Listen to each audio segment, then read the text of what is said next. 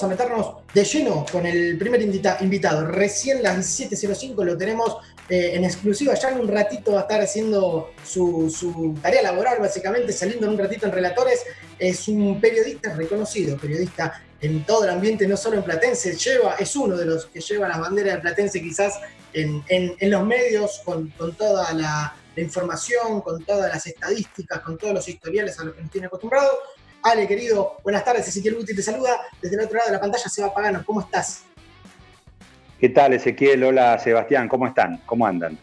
Escribiendo mucho en la computadora, aprovechando para actualizar archivos y para trabajar en notas que estamos haciendo en diferentes medios.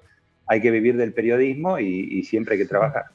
Hace poquito escribimos una nota en la página oficial del club contando que habían pasado... Nos mató, el coronavirus tendría que haber estado el año pasado, desde el punto de vista de que si hubiéramos hecho el año pasado esta situación, hubiéramos vivido la cuarentena, estaríamos festejando los 50 años del 4-0 a River en el Monumental en 1969.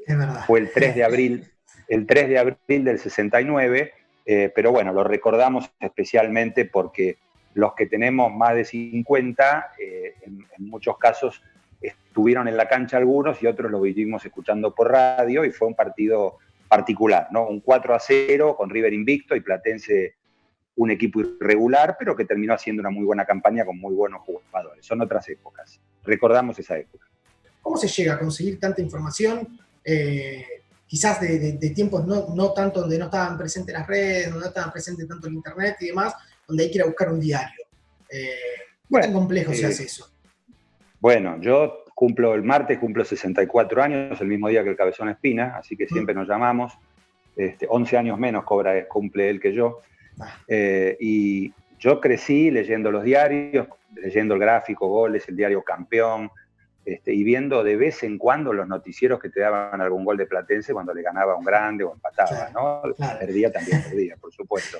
Sí. Pero cuando terminé el secundario en el año 73, con 17 años, mi viejo hablaba mucho de la época de Cosi, de Cosi, de Sayago, de Bernaza, de esos equipos de finales de los años 40, comienzos de los 50. Bueno, me hablaba de una goleada Boca en Manuela Pedraza y Kramer, que fue un 6-3 después, viéndolo en 1950. Me picó el bichito de la curiosidad, me fui a la Biblioteca Nacional, que por esa época estaba en San Telmo, en México y Perú. Después la trasladaron ahí frente al Museo de Bellas Artes. Y me puse a mirar los partidos de Platense yendo hacia atrás. Estaba en el año 74, 73, 74, por lo tanto me iba 20 años atrás. No me puse a mirar el amateurismo en esa época, pero sí el profesionalismo. Entonces, después, a medida que estudié periodismo, me recibí, empecé a trabajar, y ya antes de recibirme empecé a llevar datos de todos los equipos de primera división. Bueno, y ahí me fui metiendo en el retroceso, porque durante muchos años el amateurismo estuvo como oculto, estuvo como escondido, y sabía, por supuesto, porque mi viejo había hecho el programa Habla Platense en la década del 60, hacían la revista, que se llamaba Habla Platense, y era una revista, Cosas de Platense, ¿no? Bueno, empecé a buscar, y fui encontrando partidos, y después se fue conociendo el amateurismo, porque durante muchos años la gente creyó, por culpa del periodismo, que el fútbol había empezado en 1931. Y nosotros sabíamos que Platense había subido a primera en 1913 y había descendido por primera vez en el 55. Por lo tanto, jugó 43 años consecutivos en primera. Exacto. Y en el amateurismo fue subcampeón en 1916, ganándole al campeón Racing 1-0, y después fue tercero 3 años consecutivos, en el 24, 25 y 26. Por lo tanto, las campañas de Platense en el amateurismo fueron casi todas en primera división, porque arranca en 1910, pero en el año 13 ya juegan primera. Bueno, y tiene muchísimos partidos famosos de muy buenos resultados y de muy buenos encuentros, salvo con River, que es una especie de la bestia negra de Platense, que nos lleva a una diferencia abrumadora, y en el amateurismo creo que le ganamos 3 partidos, no me acuerdo exactamente, después lo puedo buscar, pero fue terrorífico lo de River. Lo contrario es con todos los demás, fue muy parejo, y bueno, me puse a trabajar en eso y lo amplié a todos los equipos. Recién hablábamos un poco del tema de los jugadores que más habían participado en Platense, con la camiseta de Platense, lógicamente, y me decías quizás que incluso nos contabas algunos que nos iban a llamar la atención, hablando de los primeros puestos y del último que querías hablar. Sí, estoy colaborando con Arturo Puigui con la parte de historia y estadística del club desde hace rato y bueno, estamos escribiendo notas que salen en una sección que se llama Huellas Calamares y hace poquito hicimos el recordatorio del 4-0 a River, después hice una especie de biografía narrada, contada de Topini, de la chancha, el topo, la vaca voladora, como quieran que le digan, en realidad muchos le decían el gringo. Topini era de Bahía Blanca, había nacido en el año 38 y se murió joven, a los 67 años, pero alcanzó por suerte a estar en la fiesta de los 100 años, en la fiesta del centenario. Fue un momento muy grande porque Topini llegó con 19 años cumplidos de Olimpo de Bahía Blanca, donde había jugado el último año en primera división ya en la Liga Bahiense. Debutó en el 59 en un partido con el Porvenir en la vieja Primera B.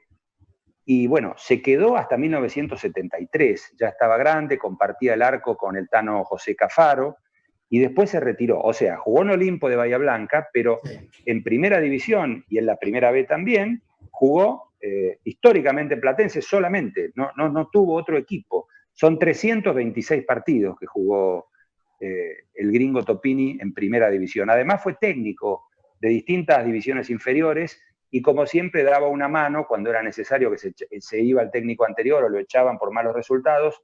Topini trabajaba de técnico interino y bueno, como conocía a los jugadores de las inferiores, se ocupaba él del equipo hasta que contrataban a un nuevo entrenador.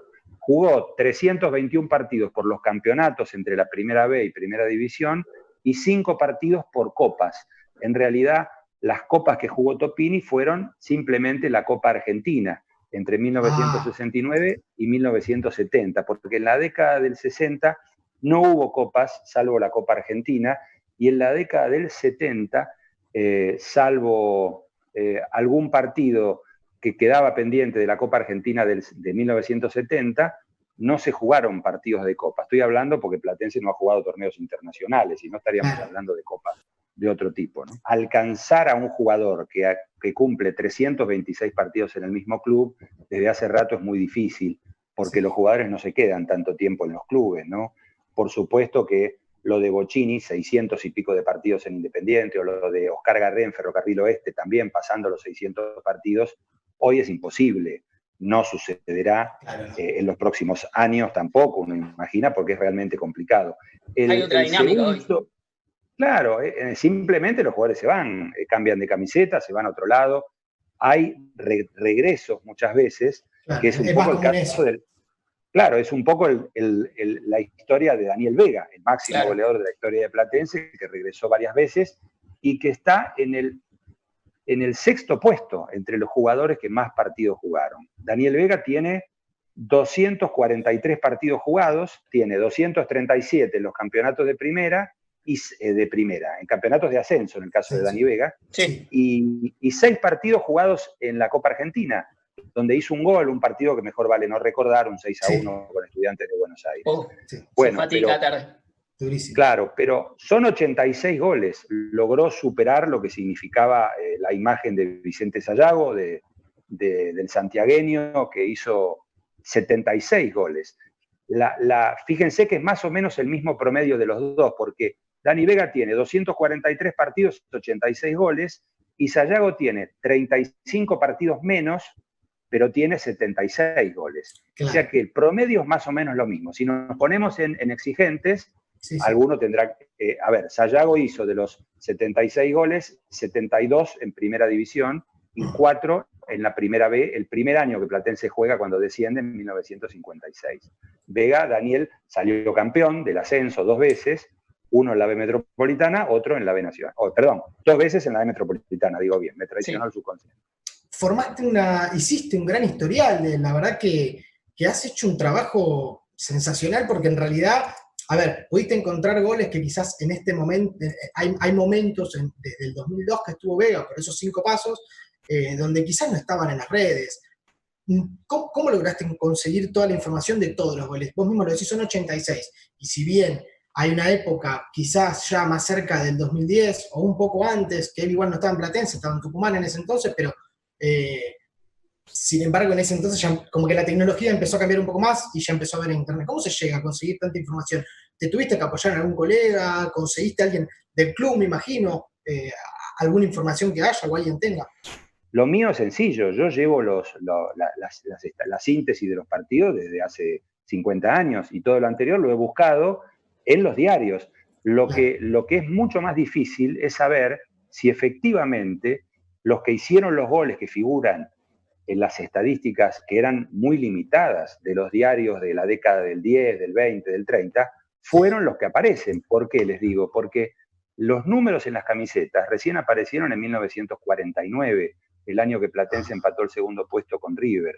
Es decir, los números en las camisetas llevan 70 años de existencia en el fútbol argentino, más allá de que hubo algún partido puntual en el que alguien usó números allá por los años 20, pero en los partidos de campeonato, si ustedes ven cualquier foto de cualquier equipo jugando en los años 20, 30 o 40, no van a advertir números en la camiseta. ¿Y quién nos garantiza a nosotros que el que pusieron los periodistas, supongamos Taquito Beristain, que jugaba en la década del 30 y que fue goleador realmente importante de Platense porque hizo 60 y, a ver, lo tengo por acá, Tomás Francisco Beristain hizo 63 goles.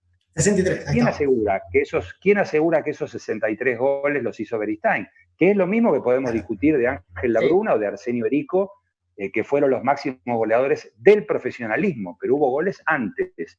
Porque si nos olvidamos del amateurismo, no podemos computar ni el Mundial del 30, ni la Copa América que empezó en 1916. Además, a Platense no le conviene para nada solamente computar el profesionalismo, porque en el amateurismo, si hacemos la tabla de posiciones del amateurismo, Platense está séptimo, históricamente. Así que bueno, y el fútbol se cuenta completo, ¿no? Algo que comentabas, que un asterisco te hago que decías recién, que lo quisieron como mantener oculto este amateurismo. ¿Lo decís por algo en especial o solo porque tal vez los grandes no figuraban tanto en el amateurismo? No, pero mira, Sebastián, los grandes funcionaron y mucho en el amateurismo. Racing ganó 9 campeonatos, Boca ganó 5, San Lorenzo ganó 3, Independiente ganó 2 y River ganó 1 en 1920. No fue por eso, fue simple, porque no eran los grandes de hoy, los grandes de aquel momento. En esos años explota el fútbol en los años 20 recién. Platense se va del lugar donde tenía la cancha y se va a Manuela Pedraza y Kramer, y en la década del 30 ya amplía la cancha, hace tribunas más grandes. Bueno, el fútbol pasa a ser popular y masivo en los años 20. Pero el problema fue el periodismo, que no, en los años 50, 60, 70, no se investigaba el amateurismo y se hablaba del comienzo del profesionalismo como si hubiera empezado el fútbol, cuando en realidad se pagaban sueldos desde 1915, 1918. Hay infinidad de historias de jugadores que se negaban a jugar porque les debían plata en el año 20. En realidad lo que se hizo fue blanquear el sueldo y dejar de figurar los jugadores como empleados del presidente del club. Nada más que eso, es una pavada. Pero bueno, por suerte hoy tenemos la historia completa y tenemos todos los datos. Después, si todos los goles que aparecen en el amateurismo fueron de esos jugadores, ya es otra historia porque no tenemos ni testimonios fílmicos, ni testimonios gráficos, ni además testigos porque se murieron todos. Lo que pasa, Ezequiel, que al tenerlo ya todo archivado, digamos, todo lo anterior, es mucho más fácil. Es decir, a Vega, como a otros jugadores, tenés que hacerle a lo mejor un seguimiento por los otros clubes, pero a mí me interesa puntualmente. Estamos armando el ABC Calamar, está Emiliano Barcon, está Marcelo Schilling también, y varios, Daniel Damomio, y varios muchachos más que colaboran y que ayudan, porque los datos no son de nadie, no son míos, son de todos. Y la idea es publicarlo y hacerlo de forma gratuita y desinteresada, por supuesto. Mirá, en la lista de goleadores de Platense tenemos a Vega con 86, a Sayago con 76, después viene Orlando Garro, el mendocino, que murió en el 2002, que vino desde Independiente y que fue un gran goleador.